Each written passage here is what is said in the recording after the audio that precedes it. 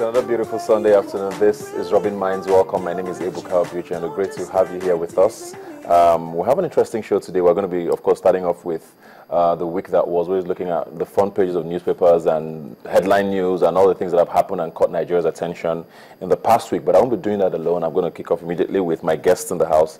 Joaquin Makebong, thanks for being here today. It's been a while. You deserted us for a bit. Anytime you need me, I always try to come. So thanks for being here today. And of course, Ahmed Agbabiak, thanks for coming. You're welcome. It's a pleasure. Let's start off with the National Assembly, because the National Assembly, interestingly, has been in the news since probably before May 29th, and is still in the news, and probably even more than the presidency, for very sad reasons, of course. There's been a leadership tussle, especially involving the APC, and it seems like they have resolved it to an extent. Of course, there's still some bitterness in some quarters, and especially with the Deputy Senate presidency, it's still a big thorn in APC's flesh. But let's talk about the National Assembly now. Honorable Femi Gbajabiamila ended up getting what he wanted. At least one of the things he wanted. He wanted to be Speaker. That didn't work out. He tried for Deputy. He tried to dislodge the current Deputy Speaker, Honorable Lasun. That didn't work out. Then he's finally gotten the House Majority Leader position, which he had actually in the last Senate, the last House. What's your thoughts on that? Well, you know what they say about half-bread being better than none. It came as a huge blow to him, very huge blow, not being able to become Speaker. But I just feel like this is just a temporary reprieve. I expect that an attempt will be made at least once to impeach Togara. I don't think this is over, and I think that, and for me, that's the problem going forward. It doesn't feel like it's completely resolved, because you still have those camps. There are two fully entrenched camps, and so how they are going to work together on their own agenda for the good of the nation is what my own concern is. But I don't think that it will take that long before things become problematic again. How much of this is a problem of the individuals involved in this, or the APC as a party? Because there's a lot of people who've said that this party is actually not a party anyways. There's a lot of elements that just came in for the sole purpose of kicking out the PDP from leadership. But then again, they've been together for almost 3 years now. They were formed in 2013, I think December. Yes. So it's almost 3 years now. They should have formalized a lot of these things, you would think, by now. So is it the individuals who have a problem, or the party as a whole? Well, I don't think it's a problem at all. It's something that is normal, if we may look at it that way. This is the first time that we have an opposition party coming into power to be the ruling party. That's first. Secondly, it's a situation whereby we have about a clear divide, almost a middle divide between the opposition and the ruling party in the National Assembly. But with the resolution of the House of Representatives crisis, I think the issue of the National Assembly as a whole should be looked at, or I would say I'm going to look at it from an angle of half filled rather than half empty. Now we only have, from the way it is, with the involvement of the president, finally, he wanted it to have a life of its own before now. So he is involved. Everybody has seen the reason, a very good reason to come in. So the House of Representatives, I don't envisage any more problems coming out from that. But for the Senate, I think it's still a long path. You see, the ruling party, the immediate past ruling party, the PDP, is very much still in that spirit of, well, can we live up to this issue, this matter right now, the way it is? We are now the opposition party. You could see David Mark sometimes at the floor of the Senate. You see him at the back, just sitting down cool. This is somebody that used to be in charge and all that.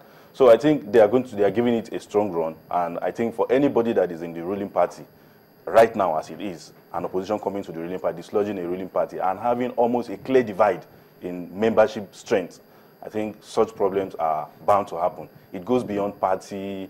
Yeah, but I get your points there. I mean, but you're saying it's normal. I mean, especially at the expense of Nigerians. It's almost 3 months now. Nothing has happened in the Senate or in the National Assembly as a whole with regards to Nigerians. Yes. It's all been about, positions. Yes. For over 2 months. Yes. Now. My position is coming from what we experienced in 1999.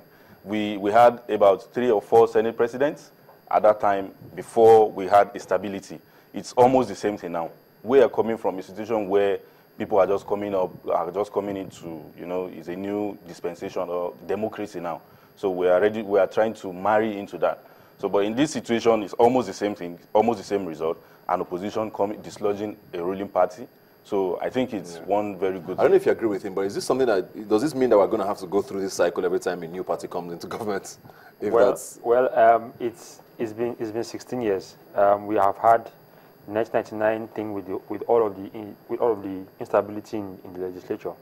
But all these people have been politicians before, and I think that at this point they should have been able to arrive at some sort of way of handling, of resolving these things properly. He has a point when he talks about the APC's age. The APC is actually 2 years old, not 3. So if you think about the fact that immediately when they became a party, they moved immediately to the battlefield of politics. They have only just finished that now. But at the same time, Nigeria has too much to lose at this stage. I'm not sure.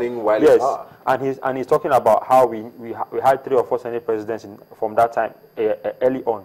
He's correct, but we can't afford that now. And I think that the APC needs to understand this and act accordingly.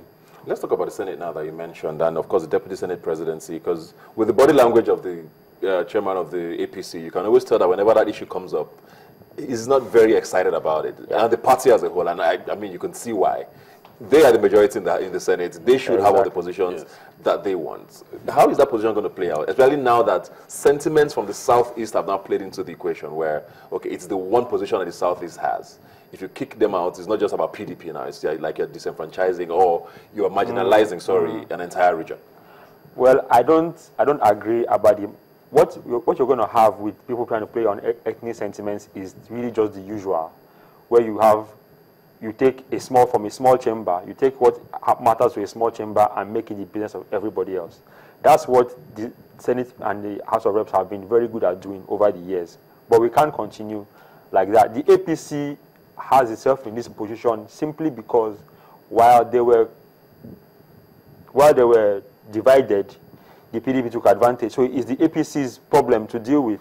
It shouldn't have to be Nigeria's problem. Yeah. And I think that the sooner everybody just understands that, okay, we made this mistake, learn from it and move on, the better for everybody. Because dislodging Ike Ekweremadu is going to become a big problem, because if the people who voted for Saraki continue to vote for him, it's going to be very difficult to get any of that done without major problems. Yeah.